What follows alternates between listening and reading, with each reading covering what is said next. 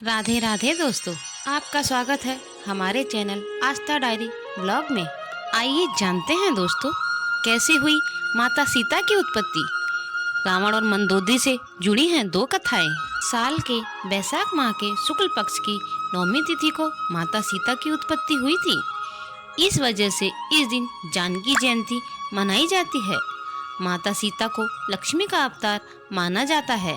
इस दिन सुहागन महिलाएं व्रत रखकर पूजा पाठ करती हैं, जिससे उनको अखंड सौभाग्य प्राप्त होता है और पति की आयु लंबी होती है। सीता नवमी के अवसर पर जानते हैं कि माता सीता का जन्म कैसे हुआ था। वाल्मीकि रामायण के अनुसार मिथिला में एक बार अकाल पड़ा था। तब राजा जनक को सलाह दिया गया कि वे वैदिक अनुष्ठान करके खेतों में स्वयं हल चलाएंगे तो वर्षा होगी और अकाल खत्म हो जाएगा। बैसाख माह के शुक्ल पक्ष की 9वीं तिथि को राजा जनक खेत में हल चला रहे थे। उसी दौरान एक कलश से उनका हल टकराया। उन्होंने उसे धरती से निकाला और खोला। उसमें एक कन्या शिशु थी, जिनका नाम सीता रखा गया। इस तरह से माता सीता की उत्पत्ति हुई थी। सीता का जन्म माता के गर्भ से नहीं हुआ था, वे धरती से प्राप्त हुई थीं, इसलिए उनको धरती की पुत्री भी कहते हैं। ब्रह्मवैवर्त पुराण की कथा के अनुसार सीता जी रावण और मंदोदरी की पुत्री थी, जिसे रावण ने जन्म के बाद समुद्र में फेंक दिया था। वहां से समुद्र की देवी वर्णी ने उस पुत्री को धरती माता को सौंप दिया। फिर धरती माता ने उस कन्या को राजा जनक को दे दिया। वही कन्या जनक नंदिनी सीता के नाम से लोकप्रिय हुई और उनका विवाह भगवान राम से हुआ। सीता ही रावण की मृत्यु का कारण बनी।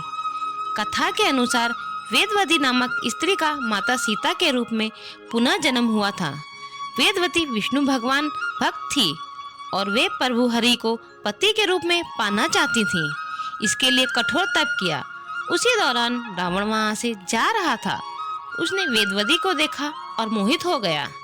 रावण वेदवती को अपने साथ ले जाना चाहता था, लेकिन वेदवती ने आत्मदाह कर लिया।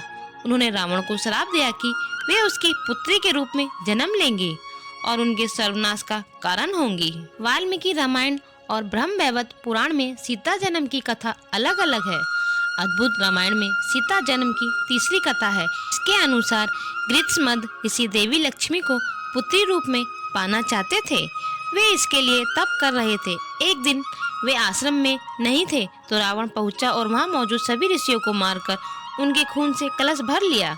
उसे लंका में लाकर अपने महल में छिपा दिया। एक दिन मंदोदरी उस कलश को खोली और उसमें जमा खून पी गई। इस कारण वह गर्भवती हो गई।